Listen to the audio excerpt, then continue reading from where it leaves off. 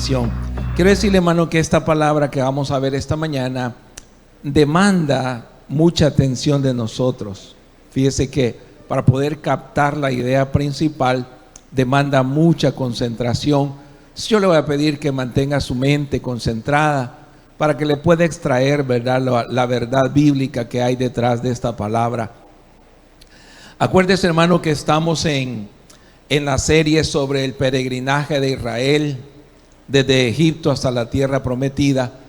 Y pues allí en ese peregrinaje hay una estación que es el monte Sinaí.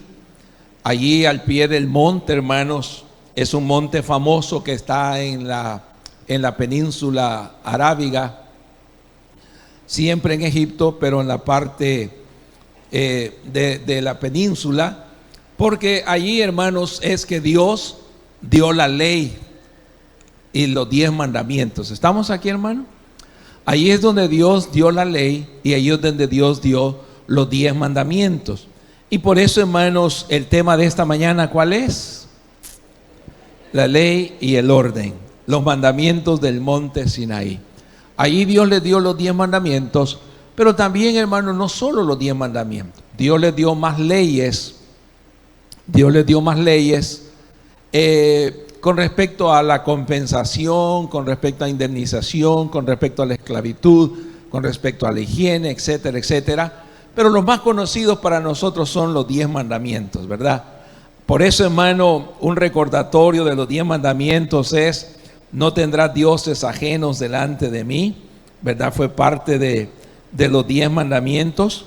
No te harás imagen ni ninguna semejanza de lo que está arriba en el cielo, ni abajo en la tierra, ni en las aguas debajo de la tierra. No te inclinarás a ellas, ni las honrarás, porque yo soy Jehová tu Dios, fuerte, celoso, que visito la maldad de los padres sobre los hijos hasta la 3ª y 4ª generación de los que me aborrecen.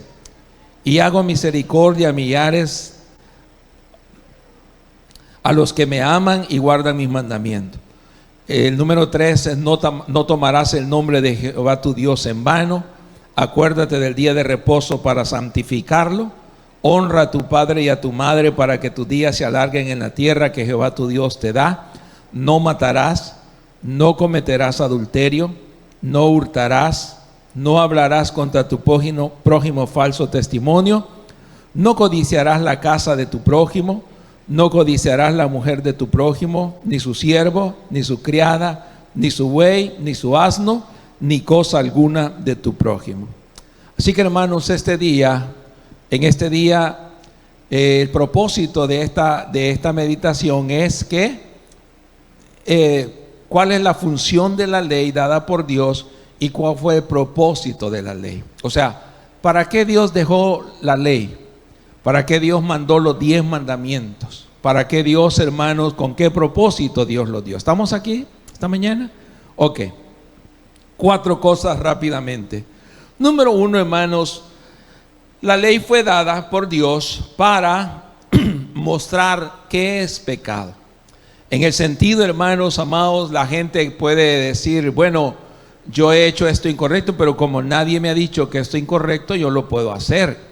Entonces la ley vino para decirnos: mira, eso que estás haciendo es pecado, para definir qué es la palabra pecado. En el sentido más básico, hermanos, la palabra pecado no es otra cosa que errar el blanco, es fallar de hacer lo correcto. ¿Estamos acá? Pecado es apartarse de la rectitud del Señor, es hacer las cosas que no debemos hacer. Eso es pecado, es equivocarse de ruta, equivocar el camino, equivocar la línea.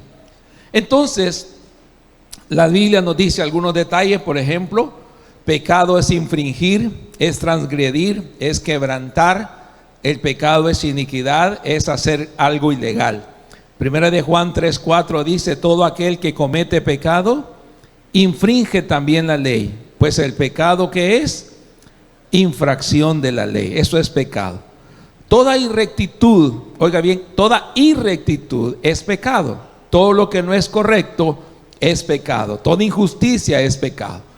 En mecanografía usted que usaba la máquina de escribir o ahora la computadora, hay una palabra que es justificar. ¿Cuántos saben qué es justificar?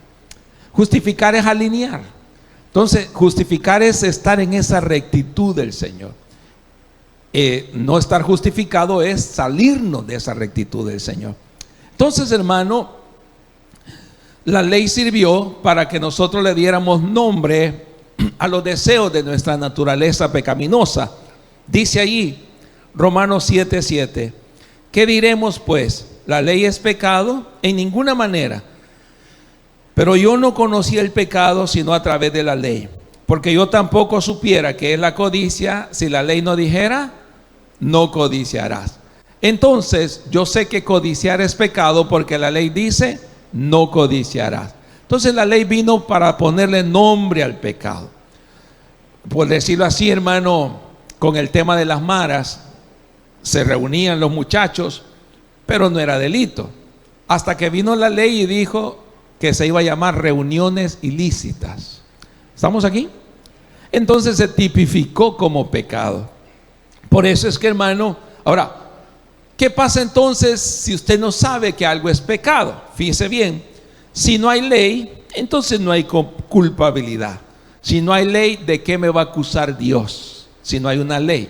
O sea, usted le puede decir al Señor, yo en qué te he fallado si no he cometido ningún delito. Entonces la ley vino, hermanos, dice la Biblia en Romanos 4:15, Dios castiga a los que desobedecen la ley, pero cuando no hay ley, ¿qué dice, hermanos? Nadie es culpable de desobedecerla. Así que la ley vino, hermanos, para decirnos qué es lo que estaba mal, qué es lo que estaba haciendo mal el ser humano. Porque si no hay ley, nadie es culpable de desobedecerla. Y si no hay ley, ¿de qué nos va a acusar el Señor? Ahí dice en Romanos 5:13, antes de que Dios diera la ley, todo el mundo pecaba. Pero cuando no hay ley, no se puede acusar a nadie de desobedecerla. Entonces, hermanos, en primer lugar, la ley vino para decirnos qué es el pecado. En segundo lugar, la ley no solo vino para decirnos qué es el pecado, sino que la ley también vino para demostrarnos que los seres humanos somos pecadores empedernidos. Nosotros los seres humanos somos pecadores por naturaleza.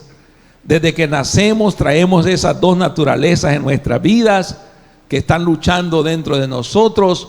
Por ende, hermanos, somos pecadores empedernidos, pecadores por naturaleza. Fíjense bien, hermanos, la ley vino para darnos cuenta que somos delincuentes. Dice, delincuentes en el sentido de que hemos infringido la ley. Delincuentes porque hemos quebrantado la ley moral del Señor.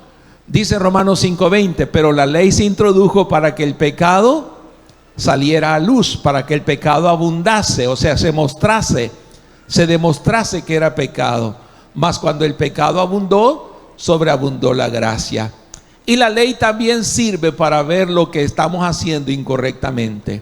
Gálatas 3:19 dice, entonces, ¿para qué sirve la ley? Pues después de hacerle su promesa a Abraham, Dios nos dio la ley para mostrarnos, ¿qué dice, hermanos? Lo que estábamos haciendo mal. Le aseguro que usted no sabía que la persona que está a la par suya es un gran delincuente, hermano.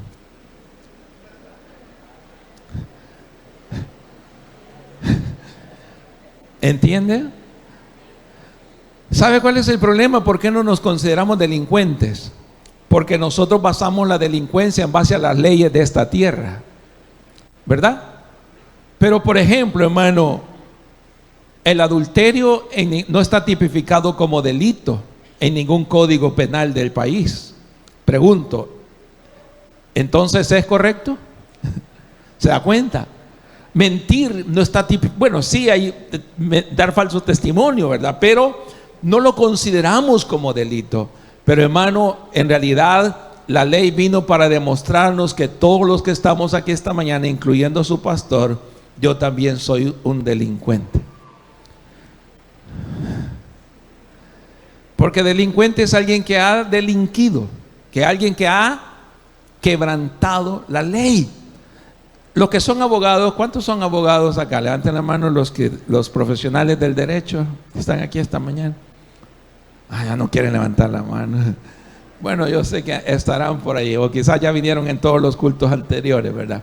Pero, fíjese bien, hermano, la ley nos muestra nuestra atracción por los deseos pecaminosos.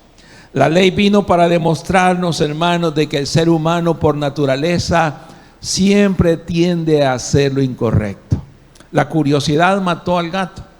Dice Pablo, yo no sabía lo que era la codicia, pero cuando la Biblia me dice no codiciarás, entonces a mí me interesó saber qué era la codicia. A veces, hermanos, nosotros ese deseo pecaminoso en nuestras vidas está allí por naturaleza.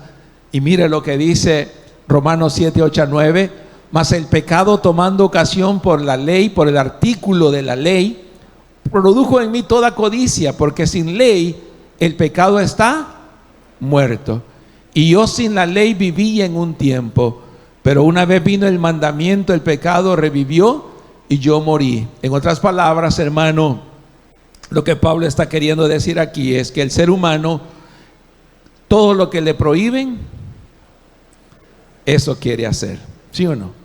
El ser humano quiere hacer todo lo que está prohibido, todo lo que sobrepasar los límites, tratar de vivir la adrenalina de salirse con la suya.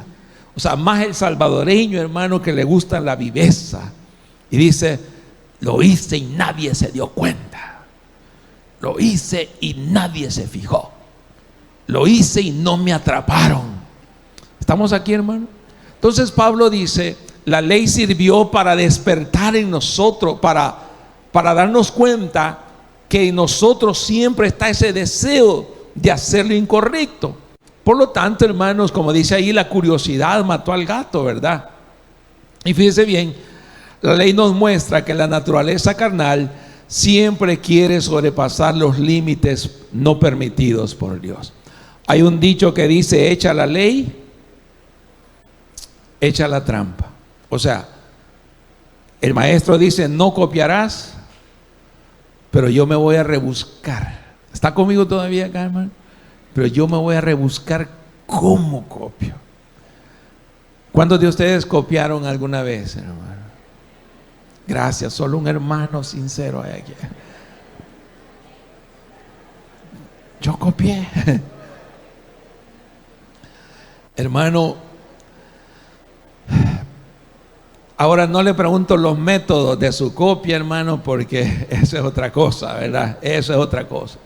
Pero el ser humano por naturaleza hace lo que Dios dice, no lo harás, no lo harás.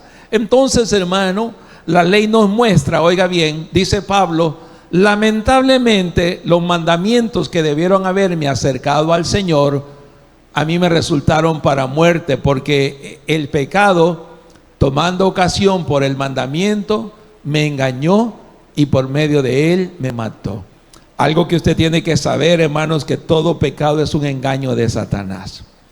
No hay pecado bueno, no hay pecado inteligente. Todo pecado es un engaño del diablo. Es un engaño del diablo. Mira, nadie se va a fijar, el diablo lo está engañando.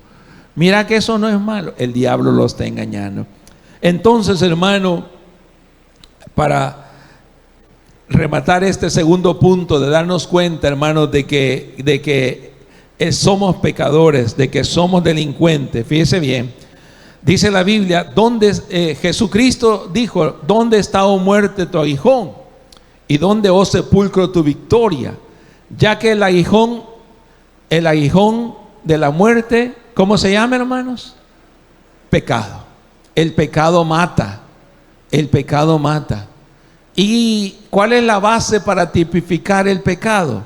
La ley. La ley es la base que nos sirve a nosotros para asegurarnos de que lo que estamos haciendo es incorrecto y es pecado, y por lo tanto la paga del pecado es la muerte. ¿Cuántos hemos sido picados por el pecado, hermanos?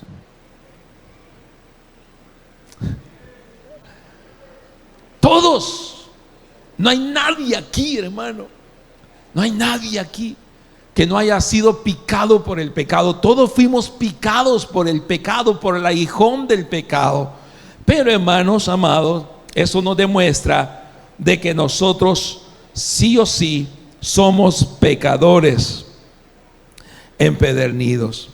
Entonces, hermano, hablando en términos de derecho, imagínese usted al juez, le pregunta a la defensa tiene todavía argumentos para defender al acusado, y la defensa dice: no más preguntas, su señoría, no hay más que hablar, me declaro. Sin embargo, hermanos amados, se le informa de su derecho a no declarar contra sí mismo y a no confesarse culpable. Por lo tanto, ¿cómo nos declaramos nosotros los seres humanos? Inocente. Si a usted le preguntan, hermano, ¿y usted es pecador? No, yo soy bueno, hermano. No, yo soy educado, yo saludo en las mañanas. Es más, yo oro todos los días, yo voy a la iglesia. Y empezamos a poner, hermanos, todas nuestras excusas para tratar de salir inocentes. ¿Están conmigo todavía acá, hermanos? Pónganme atención a lo que venimos. Ahora, ya vimos que la ley demuestra que existe el pecado, que el pecado es todo aquello que se hace incorrecto, indebido, injusto. Pero también la ley nos ha demostrado que somos pecadores, hermano. La ley nos ha demostrado que somos pecadores. Y en esta mañana, perdóneme por lo que le voy a decir, pero una de las cosas de mis objetivos en esta mañana serían que usted esté consciente de su culpabilidad. Porque si usted no entiende que es culpable, nunca va a entender su necesidad del Señor.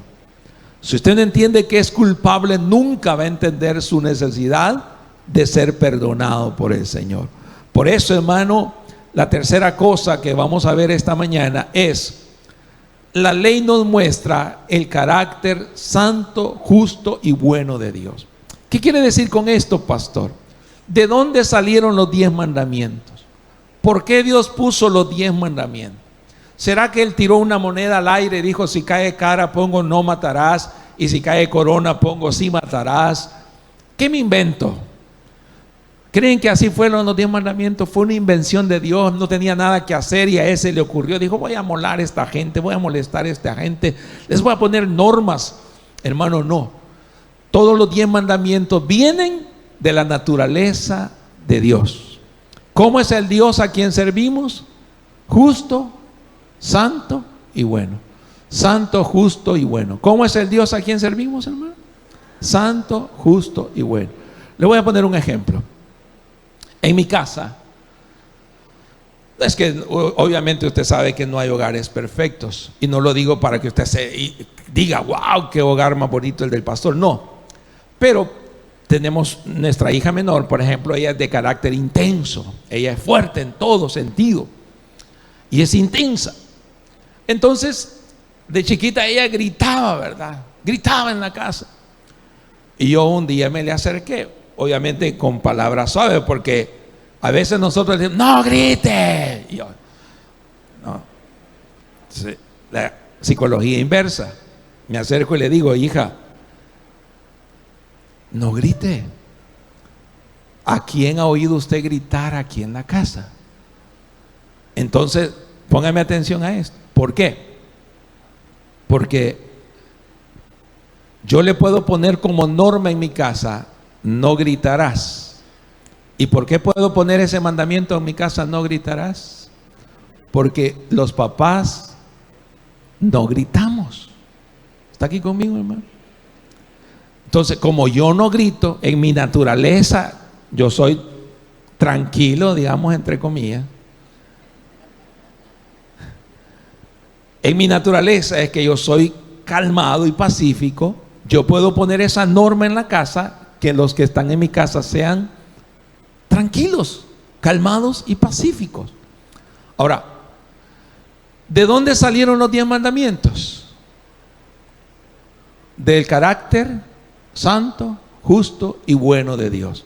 La ley es el reflejo de la naturaleza interna de Dios. Romanos 7:12 dice: de manera que la ley a la verdad es santa y el mandamiento es santo, justo y bueno. Pero, por tanto, hermanos, el hombre es culpable y está bajo el juicio eterno de Dios. La ley nos muestra, hermanos, que nadie puede ser justo delante de Dios. Miren lo que dice: y si nuestra injusticia hace resaltar la justicia de Dios. Nuestra injusticia hace resaltar la justicia de Dios. Y aquí, hermanos, voy a tratar de ilustrar esto de esta manera. Imagínense, hermano, creo que mi hermana anda de blanco. Me ayuda, hermana, venga, porfa, ayúdeme. Hermano, ¿usted nos quisiera ayudar en esta ilustración? Por favor, venga. Y vamos a ver. Venga, hermana, usted venga acá, por favor, adelante.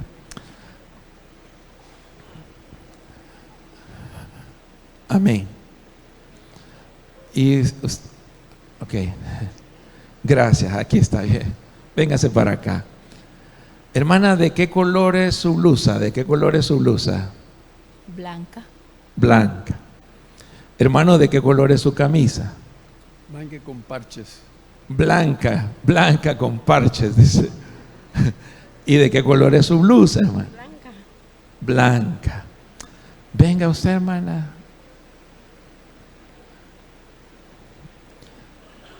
¿De qué color es su blusa, hermana? Blanca. Así que todos andan de blanco, hermanos. Sí. ¿Sí?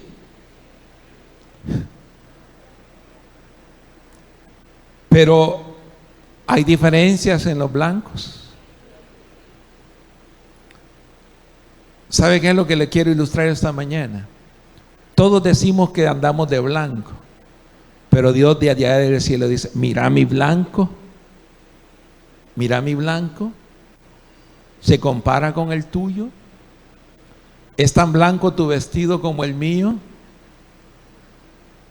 ¿Me entendió? Entonces, nuestra justicia comparada con la justicia de Dios, ¿cómo salimos, hermano? Muchísimas gracias, muchas gracias. Démosles un aplauso a mis hermanos por ayudarnos con esta ilustración. En resumen, hermanos, tu blanco no es el mismo blanco de Dios. Tu justicia no es la misma justicia de Dios. Y si tú quieres salir, perdóneme la expresión, si usted quiere salir en caballito blanco porque usted se autojustifica y dice: yo saludo, soy bueno, hermano, eso no es suficiente. Mire lo que dice la Biblia, como está escrito, dice Romanos 3:10 al 12: no hay justo ni aun uno, no hay quien entienda, no hay quien busque a Dios. Todos se desviaron, a una se hicieron inútiles. No hay quien haga lo bueno, no hay ni siquiera uno. Así que, hermano amado, la ley nos muestra que nadie puede ser justo delante del Señor. Por tanto, hermanos, el hombre es culpable y está bajo el juicio eterno de Dios.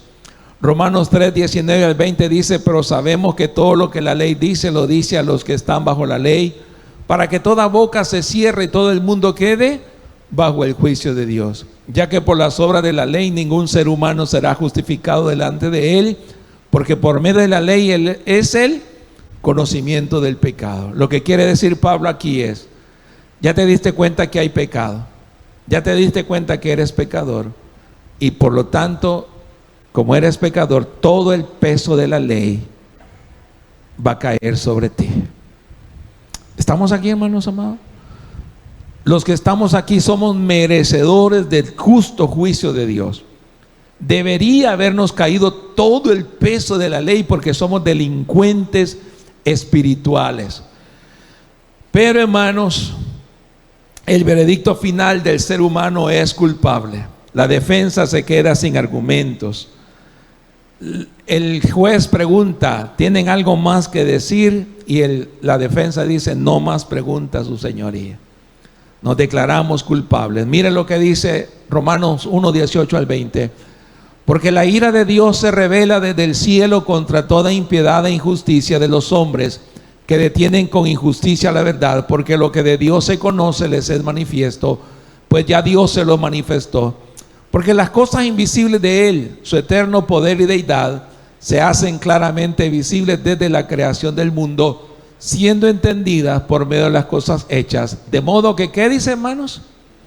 No tienen excusa. ¿Cuáles serán tus argumentos delante de Dios? ¿Cuáles serán tus argumentos cuando te presentes delante del Señor? No habrá excusa, hermano amado. No habrá excusa. Por eso, hermano, Dios, al darse cuenta que el ser humano era incapaz de poder justificarse por sus propios medios, Dios, al darse cuenta que a pesar de que estaba la ley, el ser humano no la podía cumplir, Dios pensó en un plan alternativo. Tal vez la palabra alternativa no es la mejor porque era el plan original, pero llamémoslo así. Dios dijo: ustedes no se van a salvar cumpliendo la ley porque no la pueden cumplir. Es más, ni quieren cumplirla. Les voy a dar un plan B. Y el plan B se llamó la gracia del Señor Jesucristo. Miren lo que dice Romanos 3:21. Pero ahora, aparte de la ley, se ha manifestado la justicia de Dios, testificada por la ley y por los profetas, la justicia de Dios por medio de la fe en Jesucristo, para todos los que creen en Él, porque no hay diferencia. Dios dijo: entonces, ahora pueden venir a la justicia de Dios por medio de la fe. ¿En quién, hermanos? En Cristo, para que todos los que creen en Él, porque no hay diferencia. Y esto me lleva al último punto esta mañana. La ley no solo nos mostró que es pecado, la ley nos demostró que somos pecadores. La ley también nos muestra la naturaleza santa, justa y buena de Dios. Y por lo tanto, la ley sirvió para que, al darnos cuenta cómo es Dios y al darnos cuenta cómo somos nosotros, no nos quede otra alternativa más que buscar la gracia del Señor Jesucristo. No tenemos opción. Por eso, hermano, la ley fue incapaz de salvar al ser humano. Ponga atención en esto. Yo sé que hay algunos sectores cristianos que apelan todavía a la ley. Hay quienes dicen que hay que guardar el sábado, que hay que comer de esto, que esto no lo comas, y empezamos con las normativas y las reglas. Pero déjeme decirle algo esta mañana: el que no falla en un punto, ¿me está escuchando, hermano? El que no falla en un punto, falla en otro. El que no falla en un punto, falla en otro. ¿Sí o no? Ah, pastor, pero yo no hago esto. Pero hace otras cosas. Pastor, pero yo cumplo esto. Pero si no cumplimos en otras cosas, ¿qué dice? Léalo conmigo, ¿qué dice Gálatas? Leámoslo todos en voz alta. Porque todos los que dependen de las obras de la ley están bajo maldición. Pues escrito está: maldito todo aquel que no permaneciere en todas las cosas escritas en el libro de la ley para hacerlas. En otras palabras, hermanos, si usted quiere irse por el lado de la ley, usted, hermano amado, está bajo maldición, porque el que no cumple en una, falla en todas. Falla en todas. Si yo no puedo cumplir en una cosa, fallo en todo lo demás. Por lo tanto, hermano, la ley solo fue el ayo, el maestro que nos guió hasta Cristo. Amén. La ley solo sirvió como el camino para llevarnos hasta Cristo, para que Dios nos aceptara por confiar en Él. Y la ley, hermano, fue el alguacil que cuidó, que dice, antes de esto, la ley fue como una cárcel donde estuvimos encerrados hasta que vimos que podíamos confiar en Cristo, hasta que vimos que podíamos confiar en Cristo. Entonces la ley fue como aquel ayo que nos llevó de la mano hasta Cristo. Y fíjese bien, la ley no pudo justificarnos, así que no nos queda otra que creer solo en Jesús para nuestra justificación. Miren lo que dice Hechos 13, 38 al 39. ¿Lo leemos, hermanos? ¿Cómo dice? Sabed pues esto, varones hermanos, que por medio de Jesucristo se os anuncia el perdón de pecados, y que de todo aquello de que por la ley de Moisés no pudisteis ser justificados, en Cristo es justificado todo aquel que cree en Él, Señor. Por la ley no pudiste ser justificados, sino que por Cristo Jesús es que vamos a ser justificados.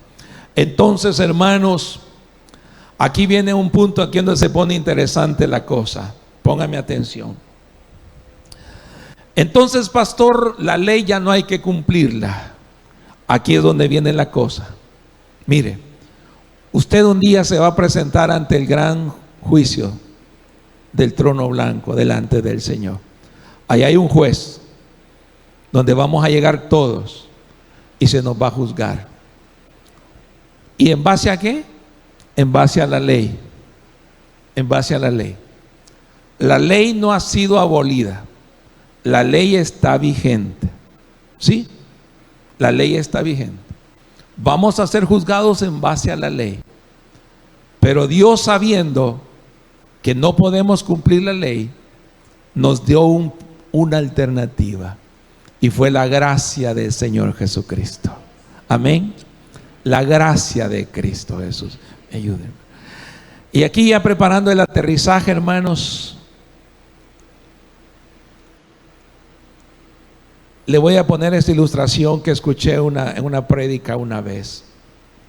Usted va conduciendo a 150 por hora, kilómetros, en El Salvador, 150 por hora. Para empezar, no hay carreteras aquí que usted pueda correr a 150. O a 150 por hora. Lo para la policía. Llega el señor agente y le dice: mire, quítale mano. ¿Usted trabajó en tránsito? No. Le dice 150 kilómetros por hora. Y usted dice: ¿qué le puedo decir? Es cierto, soy culpable. Digamos que la esquela es de $400. Le dice la señora agente: le voy a hacer su esquela, infracción de la ley. ¿Tiene con qué pagarla? Y usted le dice: no tengo $400. Pero usted ha quebrantado la ley.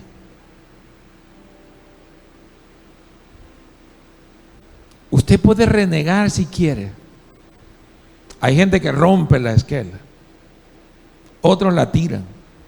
Usted haga berrinche todo lo que quiera, pero la esquela ya se la pusieron. Pero aquí está el detalle. El policía le dice: ¿puedes pagarla? Usted le dice: no puedo pagarla. Y ponga atención a esto que le voy a decir. Ponga atención a esto. El policía pudiera hacer dos cosas. Uno, el señor agente le pudiera decir: andate pues, andate. Pero eso no es justo, porque hay una ley quebrantada, porque hay un delito, una ley que se ha violado. Y el policía se está corrompiendo porque él dice: andate, y se hace del ojo pacho. Eso no es justo. Usted dice: gloria a Dios. Y en la otra va a chocar. Pero oiga bien, la otra opción es, suponiendo imaginariamente que el policía dice: ok, no lo podés pagar. Aquí está que ibas a 150 kilómetros por hora. Pero vamos a hacer algo. Voy a poner mi salario del mes, dice el policía, y te voy a pagar la esquela. Eso es lo justo, porque se pagó el delito que se había cometido. Eso es lo correcto. Todos los que estamos aquí, delincuentes empedernidos, todo el peso de la ley tenía que haber caído sobre nosotros. Pero hubo quien, por nuestras culpas, muriera en una cruz, pagara por nuestros delitos. Aleluya. ¿Cuántos alaban al Señor esta mañana? Porque hubo quien pagara por tus pecados, por tus deudas, por tus delitos, por los míos. Yo debía haber pagado todo el peso de la ley, Pero a Jesucristo le cayeron 3 juicios. El juicio de la ley judaica. A Jesucristo le cayó el juicio de la ley de Moisés porque quebrantó la ley de Moisés. De eso lo acusaron sus hermanos judíos. Le cayó el juicio romano porque la cruz era un instrumento de juicio de la ley romana. Le cayó el juicio de los romanos. ¿Y sabe cuál es el otro juicio que le cayó a Dios, a Jesucristo? El juicio de Dios. Porque cuando estaba en la cruz, Él dijo: Padre, ¿por qué me has desamparado? ¿Por qué me has desamparado? Y es porque Dios estaba derramando toda la ira que debía haber caído sobre nosotros. El castigo de nuestra paz fue sobre Él, y por su llaga fuimos nosotros sanados. ¡Aleluya! ¿Cuántos le dan un mejor aplauso al Señor esta mañana? Somos libres. La ley no ha sido abolida, solo fue pagada por el Señor. Solo dijo: no la pagues vos, yo la voy a pagar, pero la ley está vigente. Entonces, hermanos, acepta su libertad asistida y sustitución de la pena a cambio de permanecer creyendo en Cristo Jesús, quien pagó por su delito. Y concluyendo, hermanos, aquí en la iglesia, desde que estaba en Huayúa, me contactaron del órgano judicial de la Corte Suprema de Justicia para que trabajáramos en un programa. El programa consiste en que hay personas que han delinquido, que deberían estar en una cárcel, pero me dicen: pastor, le vamos a entregar un libro a esta persona, le vamos a sustituir la pena de cárcel por una libertad asistida. Tiene que estar llegando a firmar su permanencia todos los días y hacer trabajo voluntario. ¿Sabe qué es lo que nos ha entregado al Señor a nosotros? Una libertad asistida, y nos ha sustituido la pena. Entonces, hermanos, esto me lleva a la conclusión de 3 cosas rápidamente, hermanos. 3 cosas. ¿Por qué Dios descendió al monte Sinaí? ¿Por qué Dios esperó 3 meses para mostrarse al pueblo después de haberlo sacado de Egipto? Número 1, hermanos, para darles una pequeña probadita de su presencia. Cuando Dios desciende al monte Sinaí, hermanos, aquello empieza a temblar, aquello se vuelve espantoso. Aquello, hermanos, dio miedo.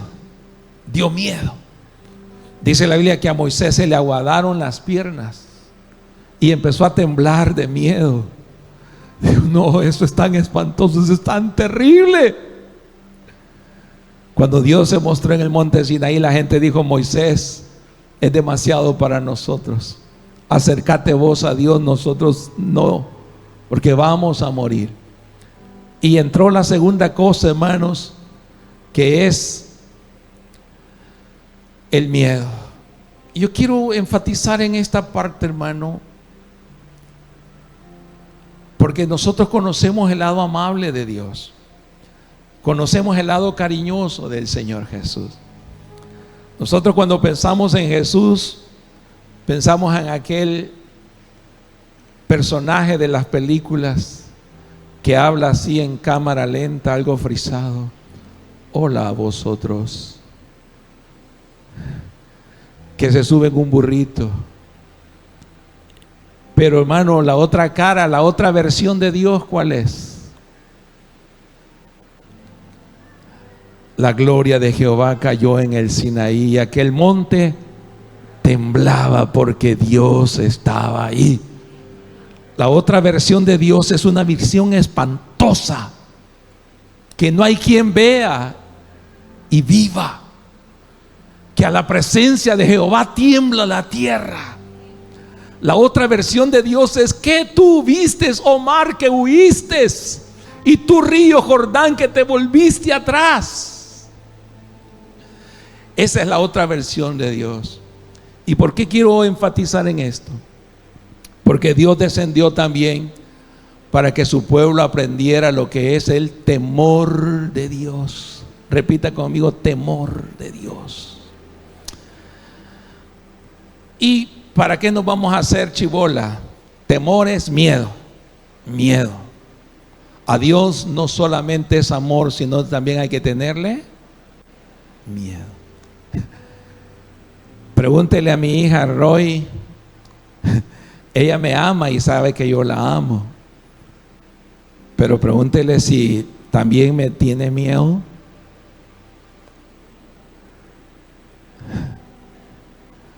Ya vio la risita que tiene. Y no es porque, ¿sabe por qué? Dice Romanos, la ley, dice Romanos, la ley y la guardia está para infundir temor. Si una policía, si un cuerpo de seguridad, si un cuerpo, hermanos, de seguridad no infunde miedo, ¿para qué está? ¿Para qué está? ¿Verdad? Si el policía llega: buenas tardes, señor delincuente, mire, ¿verdad que usted asaltó a tal persona? ¿Verdad? Mire, gracias por no golpearla. Oiga, aquí venimos a hacerle un arresto a domicilio, se deja. Hermano, ¿para qué queremos una seguridad así? Dice la Biblia que la guardia está para infundir temor. Y lo que ya somos de los 80 para atrás, nos acordamos cómo era la guardia, la benemérita. 2 guardias tenían quieto toda una ciudad. Eran, perdónenme la expresión, ojalá no sea mala palabra en su vocabulario, eran penqueadores. Y todo el mundo les tenía miedo. Miedo. Ahora, ¿de qué sirve el miedo? Para abstenernos de infringir la ley. El miedo me ayuda a mí a no infringir la ley. Yo nací en una iglesia evangélica, hermano, desde chiquito. Toda mi vida he estado en una iglesia. No he sido perfecto, pero le aseguro que el miedo a Dios me libró de un montón de cosas, hermano amado. Cuando me ofrecieron cerveza en bachillerato, no, tengo miedo. Cuando me pusieron un cigarro en la boca, lo probé, hermano, pero empecé a toser y a toser. Y no, me sentí culpable. Una vez estaba peleando con un compañero y me había pegado. Y el diablo me decía: insultalo, decile malas palabras. Y yo, ¿qué le digo? ¿Y qué le digo? Al final le digo: pucha, le dijo yo, sí. No más, me decía el diablo, ofenderlo más. Pero no sé si está conmigo acá, hermano. Hermano, el miedo a Dios debe servir para que no hagamos, no infringamos la ley del Señor. Cuando te vayas a tomar una copa de licor, piensa que pueda estar envenenado y te puedes morir. Cuando vayas a tener una relación ilícita y vas a entrar a un lugar equivocado, piensa que te pueden sacar en una bolsa negra de ese lugar porque te puede dar un infarto allí.